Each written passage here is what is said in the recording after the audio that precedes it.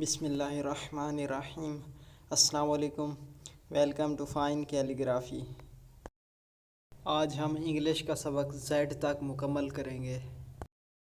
अगर आप मेरे चैनल पर नए आए हैं तो सबसे पहले मेरा चैनल सब्सक्राइब करें और घंटी का बटन दबा दें। तो चलते हैं अपने सबक की तरफ।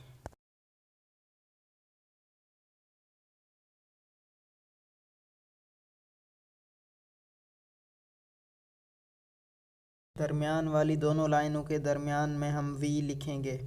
वी की पहली लाइन बिल्कुल सीधी और दूसरी लाइन हम तिरछी लगाएंगे।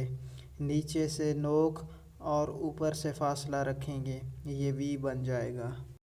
पहले डब्ल्यू में हम दो वी को आपस में मिला देंगे, ये डब्ल्यू बन जाएगा। दूसरे डब्ल्यू के दूसरे हिस्से में हम गुलाई कर देंगे। पहले एक्स में दो स्टेप हैं, एक दूसरे के मुखालिफ दो लाइनें हैं। दूसरे एक्स में ए का दूसरा हिस्सा है, दूसरे एक्स में ए का दूसरा हिस्सा पहले उल्टा है फिर सीधा, ये दूसरा एक्स बन जाएगा। वाई में हम पहले यू लिखेंगे, यू की आखिरी गुलाई नहीं बनानी, फिर जी का आखिरी हिस्सा मिला देंगे, ये वाई बन जाएगा।